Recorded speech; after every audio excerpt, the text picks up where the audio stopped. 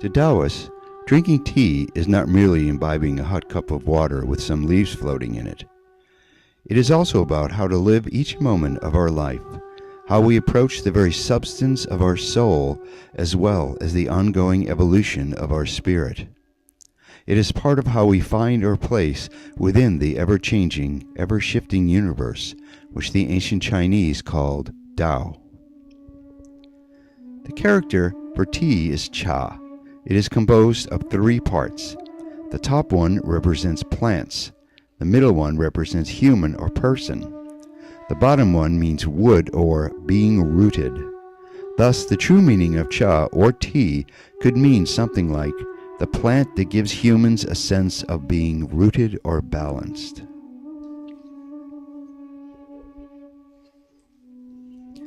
As tea master Kazuko Okakura says, the art of life lies in a constant readjustment to our surroundings. Daoism accepts the mundane as it is, and unlike the Confucians and the Buddhists, tries to find beauty in our world of woe and worry. The approach to life encompasses much more than tea, but the way of tea can be used as a useful metaphor in describing a way to live one's life in a harmonious, relaxed, and mindful way. John Blofeld says, "The world today is so full of distractions that mindfulness, which must have come about spontaneously in time gone by, has to be cultivated." So, you may ask, what does all this have to do with the way of tea? But it has everything to do with the art and way of tea. The way, or Tao, of tea is a philosophy and practice of living a life that is full yet not overwhelming, lived at a slow pace but in an extremely productive fashion, full of magic and miracles yet still solidly grounded. It is a way of living open to every subtle shift in the world around and within us, and at the same time is strong enough to give us the ability to fill our sails with the winds of adversity and fly over the oftentimes rough waters of life.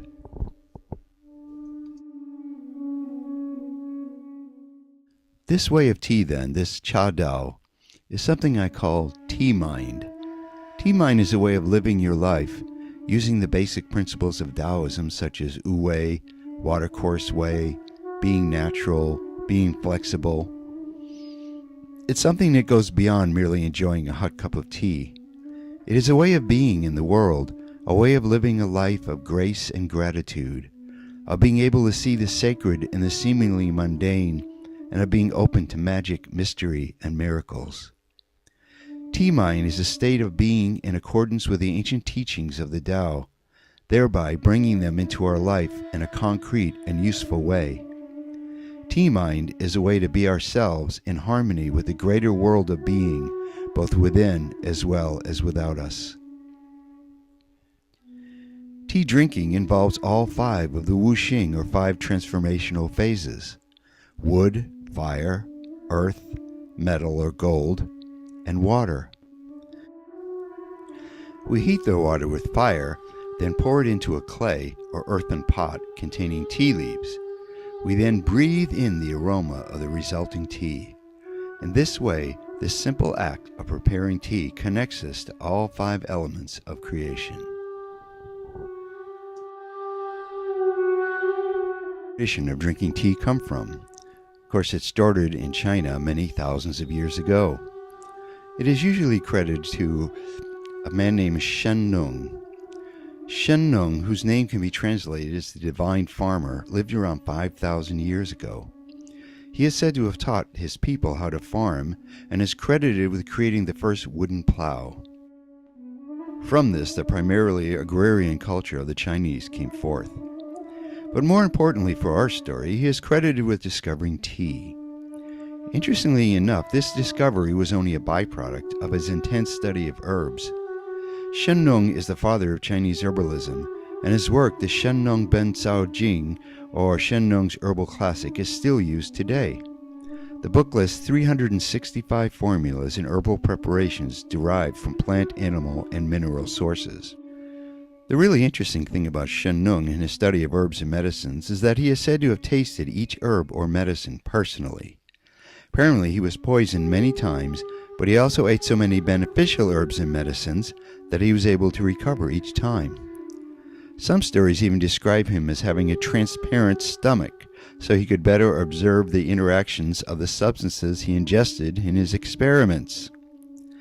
As far as his tea discovery goes, one day as he was boiling some water for another of his experiments, some leaves from a nearby tree blew into it, and instead of plucking them out, he decided to let them stay and see how they tasted.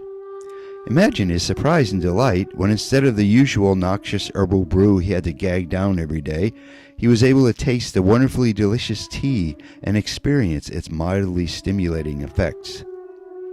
Apparently he knew he was onto something, and from then on he enjoyed a cup or bowl as was used at the time. Chinese tea ceremony, or Gongfu tea, is actually much simpler than the Japanese tea ceremony, and it is really about the art of life, of creating a perfect moment of peace and being at one with the tea, at one with the simple yet profound power of giving one's whole being to the ceremony, of investing one's whole attention to each unfolding moment.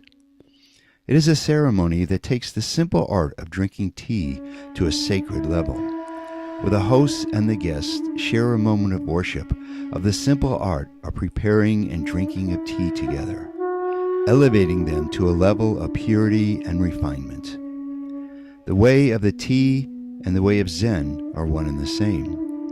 It is in that deep reverence and fierce attention to the moment at hand that one is able to transcend the mundane world and travel to the deep heart of life, and reveling in a deep appreciation for simple, unadored reality that the way of tea encompasses. This simple ceremony of tea is called Gongfu tea. Gongfu means any art that is mastered after much diligent practice. This can apply to anything from martial arts, called wushu in China, to the art of serving and enjoying tea.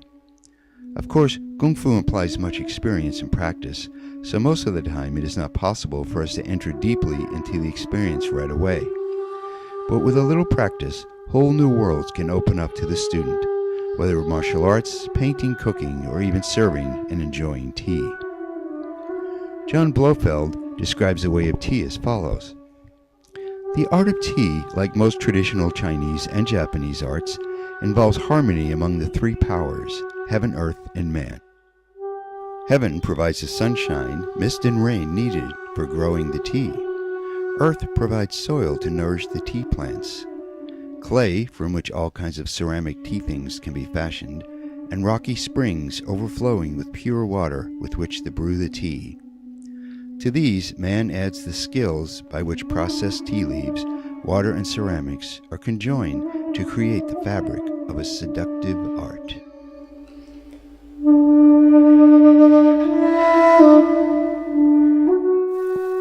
And so we see that the art and practice of drinking tea is rooted in Daoism and emerges from a philosophy that honors a life of grace and gratitude, balance and harmony, and fulfillment and enjoyment. What the ancient Chinese call Cha Dao, or the way of tea.